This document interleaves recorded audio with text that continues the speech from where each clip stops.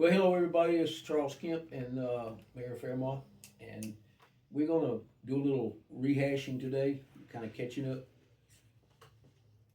I'm I'm a different kind of guy. If uh, if I do something wrong and you say you did that wrong, or you sent that out erroneously, or you misspelled whatever, I'll accept that because I'm not perfect. That's right. But when somebody does something and does it good, after you've told them that they weren't doing it or doing it good, I expect somebody to put a hand on somebody's back and say, you did a good job. Attaboy. I believe in it. I believe both sides of the coin works. Well, we've kind of had that situation happen here in Fairmont for the past year or so, and rightfully so. People see something wrong. That ain't right. What's And, that? and, and they should say that. Then we correct it, but you don't hear anything after that. You don't hear the, hey man, that's a great job. Now I'm not talking about me. I'm talking about the man who's sitting beside me. Because I don't do the things he does. He doesn't do what I do. I don't do what he does. I couldn't do what he does because I'm not trained in that area. I'm trained in doing uh, parties and events and activities and things like that that bring people out and have a big time. He's more into the nuts and bolts of how to run a town. So what we're going to do today is I'm going to turn the program over to Mr. Chestnut and let him tell you about some of the wonderful things that have happened in our town, appearance wise, structural wise, that didn't get addressed back in the day, that he's gotten addressed through whatever sources he has used to do that, and how Fairmont is a better place in October of 2025 than it was in October of 2000 or October of 2015 or October of 2024. Most Mr. definitely. Chestnut? Most definitely, Mr. Mayor. You're right about the duties we both have. Myself as a town manager, yourself as the mayor of the town, and we've tried to have conversations with everyone about who's responsible for what. Our board gets a lot of flack about things that happens or do not happen in this town. You know, but recently we've had a serious uptick in the cleaning up of the town, and I want to share with everyone how that came to be. So we operate on a budget from July the 1st to June the 30th every year. The board of commissioners, along with yourself, reviews that budget and approve that budget, or you know don't approve it, and we make changes, and we come back to the Well, we table. got to have a budget. But we got to have a budget. Or either that or there's two empty seats up here and we're in Central Prison in Raleigh. That's right. That's right. And we're guided by the state on how to allocate and spend those funds. So as we came at the end of this past, June the 30th was the end of our new or our past year. July the 1st started, a new year where yourself and the board of commissioners have, appropriated funds to clean up the town. And that's what we've been doing. We prioritize projects here in town based on their proximity to schools, whether they're a danger to their kids or their neighbors. And Mr. Mayor, you've told this story a dozen or so times about how long it has taken the previous boards to get one structure down in this town, and since July, we've been able to bring down four structures in this town. So and those cleanup projects was holding up other projects such as street paving. So over the last few months, with this new budget year, our citizens should have been able to see how hard not just myself but our staff and our community partners are working to clean up this town. you know so we had an appropriation for code enforcement for this current year. What I've done so we don't burn through the budget so fast is to reach out to contractors and see, hey, what is the true cost of doing this work, or what can my staff do to help with this project to lower the cost for the taxpayers out there. you know so all the good things that we're doing around town is being done with taxpayers money, and we're trying to figure out a way to how best use that money going forward, how to prioritize things, and for our citizens to see actions in this town, Mr. Mayor. Let me give you an example of what he's talking about. By trade, I'm a 44-year retired high school U.S. history teacher.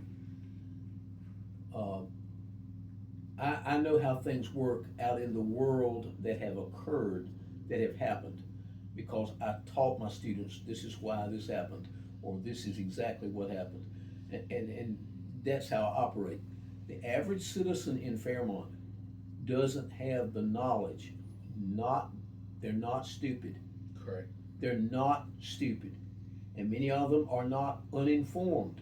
They just do not have the knowledge about how a budget works, how the town operates, what kind of town we have to operate, what kind of government we have. Most definitely. Those things they just do not know. We have begged. The only thing that I have not done is gone to Joe and Mary and Susie's house and walked in and grabbed them by their wrist and drugged them downtown to a community meeting. Yes, sir. We've done everything else you can do. Most definitely. And we want them there so we can explain to them, not in a teachy, preachy way. This is why Mr. Chestnut has not been able to do what he should have done. An example. Why don't you take the town's big bulldozer or Caterpillar tractor or backhoe and go on the debris property and clean it off, put it in. You got the trucks. Yeah. We've seen the trucks. And as soon as we did that, somebody would report us and we would be sued for liable for trespassing. We can't do that, right, Mr. Chestnut? That's right. And it's bad for our equipment.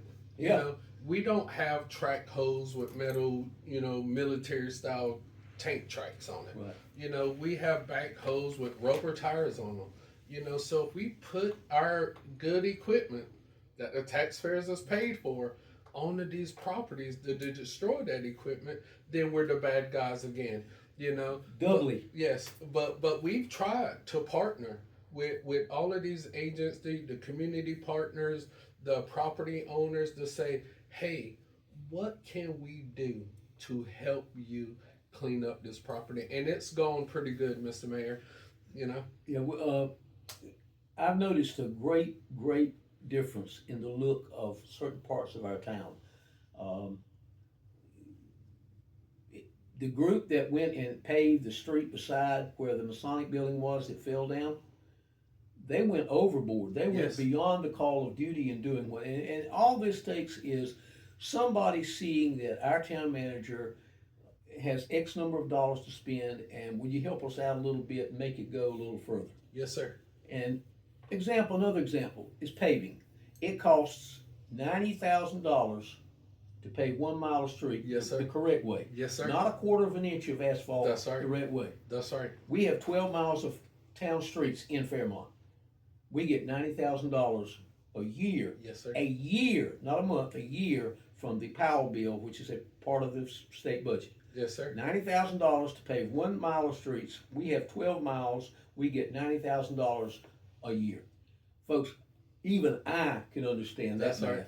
That's right. And that's the problem we're up against. It's hard because, as we've seen over the last 5 years, since that incident happened, the cost of materials, supplies, and labor has gone up. Oh, yeah. So, and those aren't going to come back down.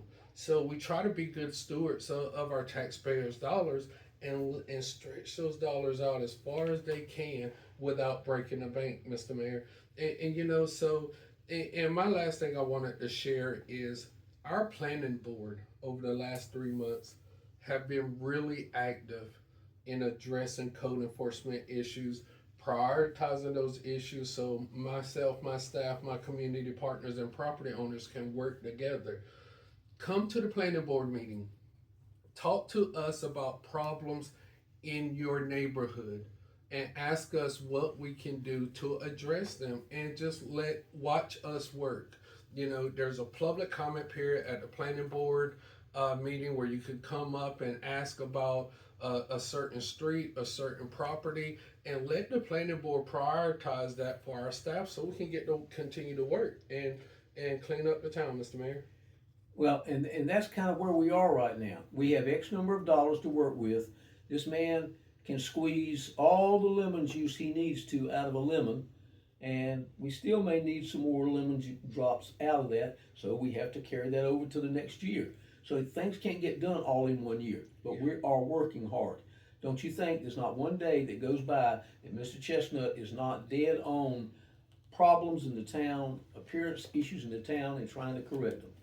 And I'm proud to know that he is doing that. Never have been a thought in my mind that he wasn't. And we're slowly but surely reclaiming the oldness and the bad side of the age of things in Fairmont. Most definitely. Y'all hang with us. We're gonna get there. Yes, sir.